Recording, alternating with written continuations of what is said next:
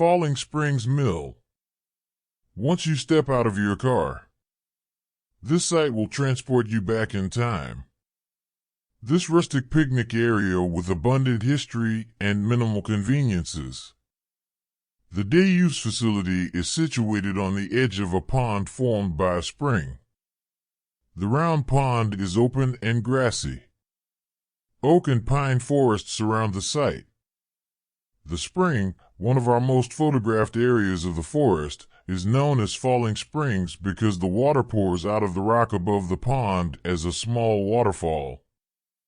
In the early 1900s, the spring provided power for 2 mills.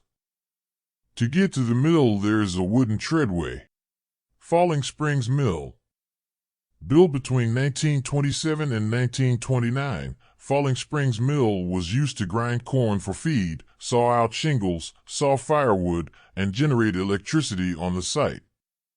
The second of 2 mills, it differed from the original structure in that the first had a wooden wheel. The mill was first constructed of timber, then later enclosed with sawboard siding. The mill's present overshot wheel came from Johnson Springs, located approximately 3 miles down Hurricane Creek from Falling Spring. These are the ponds that are created by the springs. As you can see, there is still a lot of water still in the pond. Lily pads have grown in the pond, giving the frogs and fish a place to live.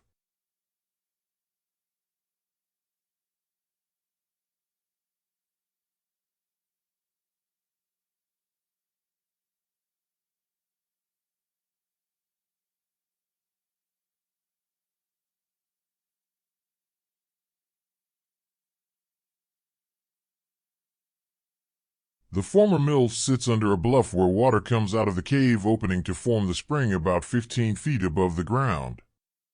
When the mill was in use, a wooden flume went from the spring to the small mill. The mill is unique for the time period it was built in. The size is small compared to most of the mills in the area at the time, were much larger. Here you can see the mill. It still has the metal wheel and the gears to turn the wheel. Unfortunately, it does not have the wooden flume to carry the water to the wheel to make it turn.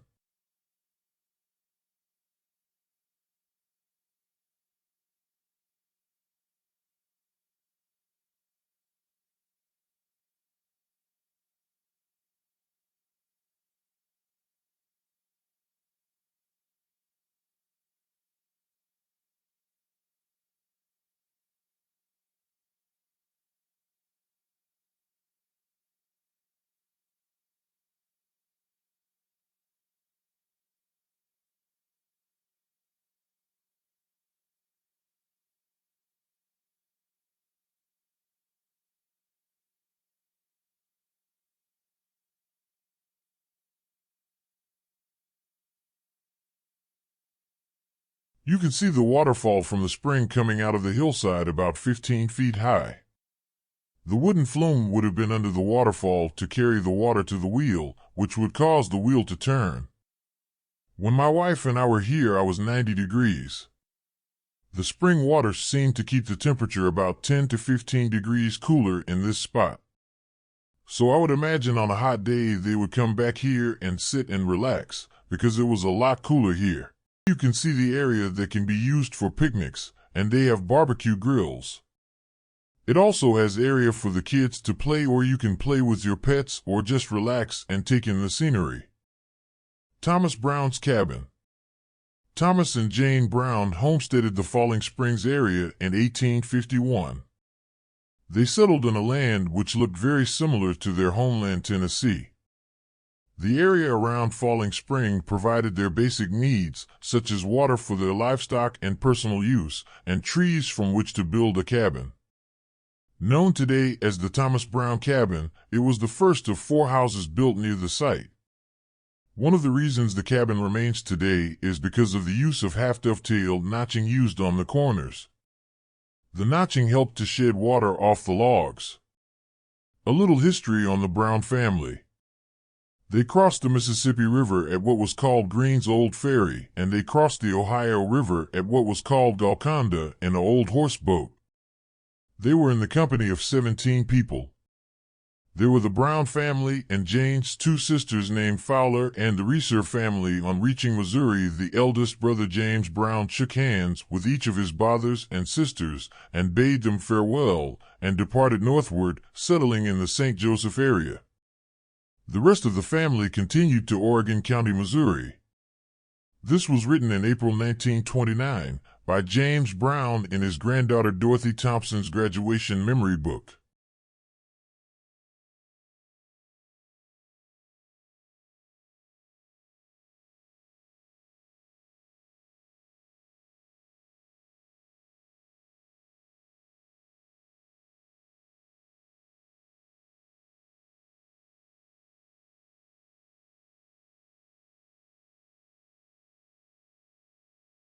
Here are some examples of what a dovetail notch would look like.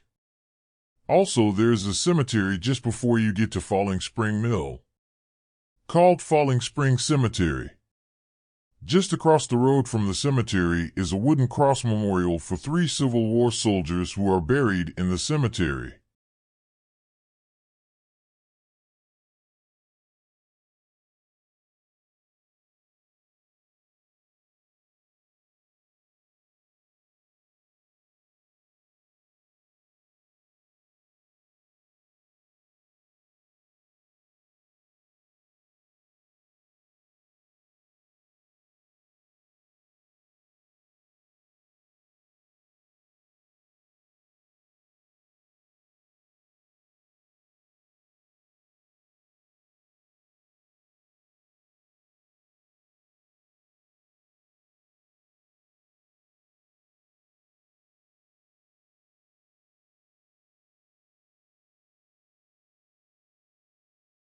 You can see some of the axe marks they used to cut these logs down to make this cabin. Just to let you know, this spring is down a 2-mile dirt road or relaxing drive. Also, you will not have cell service in this area, so it's recommended to download the map to your device you use to get direction.